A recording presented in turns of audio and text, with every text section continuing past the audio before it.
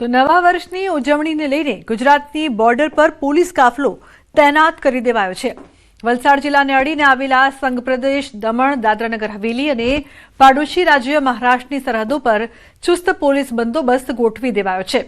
કાયમી ચેકપોસ્ટની સાથે હંગામી ચેકપોસ્ટ પણ ઊભી કરાઈ છે।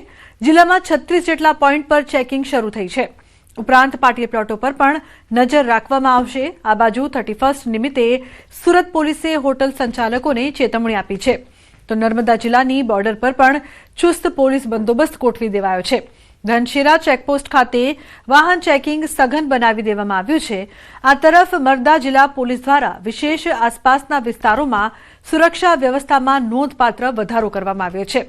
કોઈપણ અઘટિત ઘટનાને ટાળવા માટે પોલીસ વિભાગ સતર્ક રહી કામગીરી કરવામાં આવી રહી છે। આ બાજુ અરવલ્લી પોલીસ પણ એલર્ટ છે। ગુજરાત રાજસ્થાન બોર્ડર વિસ્તારમાં સર્વેલન્સ તેજ કરાયું છે। આંતરરાજ્ય 10 ચેકપોસ્ટ પર કડક વાહન તપાસ કરાઈ રહી છે। જિલ્લાભરમાં 48 નાકા પોઈન્ટ સાથે વાહન તપાસ કરવામાં આવી રહી છે।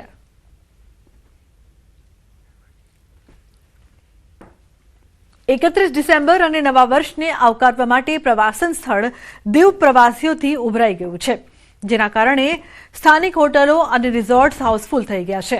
આ વર્ષે પ્રશાસન દ્વારા પ્રથમ વખત પ્રખ્યાત નાગવા બીચ પર ભવ્ય નાઇટ મ્યુઝિક અને ડીજે પાર્ટીનું વિશેષ આયોજન કરવામાં આવ્યું છે, જે પ્રવાસીઓ માટે મુખ્ય આકર્ષણનું કેન્દ્ર બન્યું છે। તો બીજી તરફ પ્રવાસીઓની ભારે ભીડને લઈને વહીવટીતંત્ર દ્વારા પણ સુરક્ષા, ટ્રાફિક અને ઇમરજન્સી સેવાઓ માટે ચુસ્ત પોલીસ બંદોબસ્ત ગોઠવવામાં આવ્યો છે, જેથી કોઈ અનિચ્છનીય ઘટના ન બને અને પ્રવાસીઓ નિર્ભયતાથી ઉજવણી કરી શકે।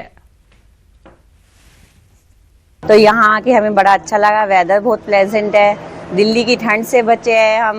यहाँ पे दिल्ली वाली ठंड नहीं है, उससे हमारा बहुत अच्छा प्लेजेंट वेदर लग रहा है यहाँ पे, और बहुत अच्छा लगा। यहाँ के गुजराती लोग हमें बहुत पसंद आए। એ લોકો માટે નાગવા બીચ ઉપર એક મ્યુઝિકલ નાઇટનો ભવ્ય મોટો પ્રોગ્રામ રાખ્યો છે, જે ફ્રી ઓફ કોસ્ટ છે, નિઃશુલ્ક છે, અને એના માટે સારા નેશનલ ફેમના આર્ટિસ્ટો બોલાવ્યા છે, જેની અંદર દમણ અને દીવ ઇન્ડસ્ટ્રીઝ છે, હોટેલ એસોસિએશન છે, એને સાથ સહકાર આપી અને કાલે મોટા પ્રમાણમાં કાલે નાગવા ઉપર 8 વાગ્યા પછી એક 31 અને ન્યૂ યર સેલિબ્રેટ કરવા માટે પ્રોગ્રામનું આયોજન કર્યું છે। પ્રવાસન સ્થળ દીવ કે જે આમ પણ પ્રવાસીઓ માટે આકર્ષણનું કેન્દ્ર રહેતું હોય છે, ત્યારે હવે જ્યારે આવતીકાલે 31 છે અને 35ને લઈને પ્રવાસન સ્થળ દીવ ખાતે પ્રવાસીઓ છે તે મોટી સંખ્યામાં ઉમટી પડશે। અને આજથી જે પ્રમાણે જોઈ શકાય છે કે આજે વહેલી સવારથી દીવની અંદર પ્રવાસીઓ છે તે આવવાની શરૂઆત થઈ ગઈ છે। જો કે આ વર્ષે દીવની અલગ અલગ હોટલોની અંદર જે દર વર્ષે આયોજન થતું હતું, એટલે કે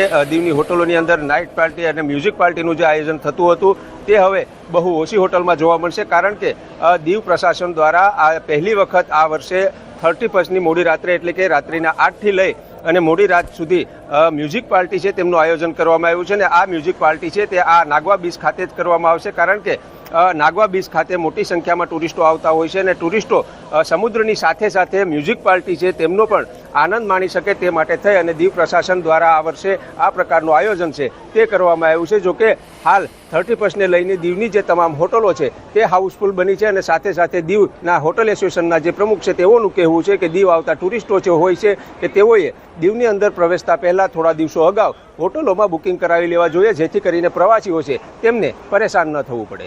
દિનેશ સોલંકી, ન્યૂઝ 18 ગુજરાતી, દીવ। ભાગેડુ લગ્ન બાદ થતી નોંધણીને લઈને સૌથી મોટા સમાચાર।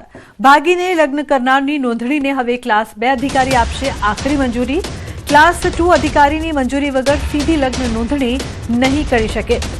સરકાર આવતીકાલે મળનારી કેબિનેટમાં નવા નિયમોને આપી શકે છે મંજૂરી। ભાગીને લગ્ન કરનારાઓની નોંધણી માટે તેમના માતા પિતાને મોકલાશે નોટિસ। નોટિસ મળ્યાના 30 દિવસમાં યુવક યુવતીના માતા પિતા કે વાલીએ જવાબ રજૂ કરવો પડશે। તલાટી કમ મંત્રી પોતાની પાસે આવતી લગ્ન નોંધણીની અરજીની પ્રક્રિયા પૂર્ણ કરી ક્લાસ 2 અધિકારીને મોકલશે। આવતીકાલે મળનારી કેબિનેટમાં જો લગ્ન નોંધણીના સુધારેલા નિયમોને મંજૂરી મળશે તો સરકાર સત્તાવાર જાહેરાત કરશે। તો ખૂબ જ મહત્વપૂર્ણ સમાચાર સામે આવી રહ્યા છે। આખરે આ જે નિર્ણય છે તેને લઈને હવે કાલે મંજૂરી મળે છે કે કેમ તે જોવું રહ્યું। નોંધણીને હવે વર્ગ 2ના અધિકારીની મંજૂરી મળવી જરૂરી રહેશે। કાલે કેબિનેટમાં અપાઈ શકે છે નવા નિયમની મંજૂરી। ઉલ્લેખનીય છે કે આવતીકાલે મળનારી કેબિનેટમાં જો લગ્ન નોંધણીના સુધારેલા નિયમોને મંજૂરી મળશે તો સરકાર સત્તાવાર જાહેરાત કરશે. ગીતા જોડાયા છે વધુ માહિતી આપવા માટે. ગીતા, શું વધુ વિગત છે આ સમગ્ર મામલે? જી, આપણે જણાવવા માંગીશ કે અગાઉ પટેલ સમાજ અને કાલ પરમ દિવસે બ્રાહ્મણ સમાજ પણ સીએમને રજૂઆત કરી ચુક્યા છે કે ભાગીને જે છોકરા કે છોકરીઓ લગ્ન કરે છે તેને મા બાપની મંજૂરી લેવાની રહેશે. એટલે કે સીધું કોર્ટમાં જઈને છેલ્લા ટાઈમે ખબર પડે, લગ્ન થયા બાદ મા બાપને ખબર પડે, તેવા કિસ્સા નહીં બનવા જોઈએ તેવી રજૂઆત કરી હતી. અને ફાઇનલી એવું લાગી રહ્યું છે કે આને એક કાયદાનું સ્વરૂપ મળશે. સૂત્રોનું માનીએ તો ભાગીને લગ્ન કરનારની નોંધણીને હવે ક્લાસ 2 અધિકારી આખરી મંજૂરી આપશે. તલાટી કમ મંત્રી ક્લાસ 2 અધિકારીની મંજૂરી વગર હવે સીધી લગ્ન નોંધણી નહીં કરાવી શકાય.